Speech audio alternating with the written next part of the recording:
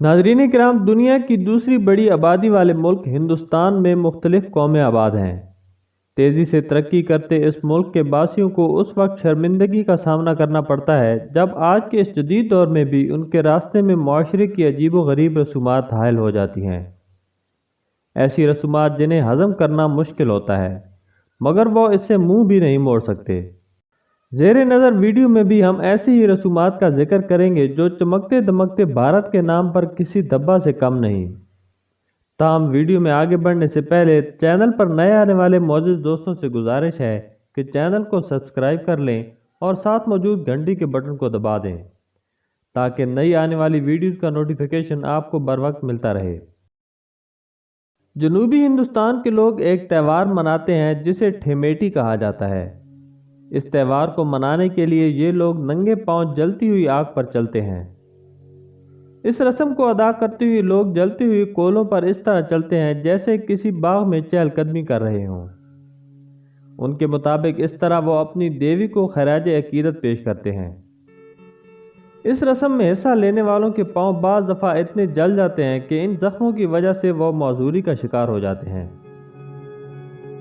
जनूबी हिंदुस्तान में थोकम नामी एक मेला लगता है जिसमें हिंदू तेजधार हुक्स या घोंटे अपने जिस्म में घुसा देते हैं। फिर इन्हीं हुक्स में रस्सियां डालकर इनको फिजा में लटका दिया जाता है। इंसानी हकूक़ के इदारों के दबाव पर हुकूमत ने इस रस्म पर पाबंदी लगा दी थी, मगर अभी तक इस रस्म को मुकम्मल ख़त्म नहीं किया जा सका।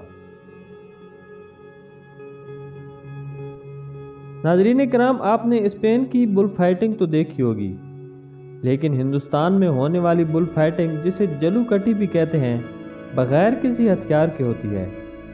चूँकि हिंदू बैल को मुक़द्दस समझते हैं, इसलिए मुकाबले के आखिर में बैल को मारा नहीं जाता। इन मुकाबलों का इनेकाद काश्तकारी के दौरान लगने वाले मेले में होता है। इन मुकाबलों में हर उम्र के अफराद हिस्सा लेते हैं। मुकाबलों के दौरान कई अफराद हलाक हो जाते हैं। हिंदुस्तान के मुतादिद मेलों में एक और अनोखा काम किया जाता है जिसमें लंबी और तेज सुइयों की मदद से ज़बान को छेदा जाता है। ये सुइयां आमतौर पर लकड़ी या स्टील की बनी होती हैं। आमतौर पर शादी के ख्वाहिशमंद अफराद ही इस रस्म को अदा करते हैं। हिंदुस्तान के कई मजहबी त्योहारों पर अकीदतमंद अपने सर के बाल मुंडवाते हैं। बाल मुंडवाने वालों में मर्दों के साथ साथ औरतें भी शामिल होती हैं। इन बालों को इकट्ठा करके बैरून मुल्क बरामद कर दिया जाता है। बालों की बरामद में हिंदुस्तान सर फहरिस्त है। मुख्तलिफ हिंदुस्तानी मंदिरों से टनों के हिसाब से बाल फरोख्त किए जाते हैं। ये बाल मंदिरों की आमदनी का एक बेहतरीन जरिया है। सदियों से हिंदुस्तान में एक रस्म चली आ रही है जिसमें शौहर की मौत के बाद इसकी बीवी को जिंदा जला दिया जाता है। इस रस्म को सत्ती कहा जाता है।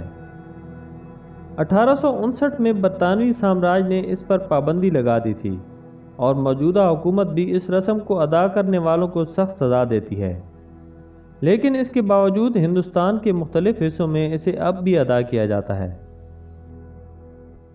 हिंदुस्तान की रियासत कर्नाटक में हर साल दिसंबर में एक मंदिर की छत से बच्चों को नीचे उछाला जाता है, जिन्हें पकड़ने के लिए मर्दों की जमात कपड़ों का जाल बिछाए नीचे खड़ी होती है। इस रस्म को मनाने वालों का ख्याल है कि इससे उनके बच्चों की सेहत अच्छी होगी और खुशहाली के साथ मज़ीद बच्चे पैदा होंगे। लोग पूरे जोशो खरोश से इसमें हिस्सा लेते हैं ताकि इनके घर और ख़ानदान की किस्मत खुल सके। भारत की रियासत कर्नाटक के कुछ मंदिरों में दाखिल होने पर लोग नीचे लेटे और फर्श पर रोलिंग करते दिखाई देते हैं।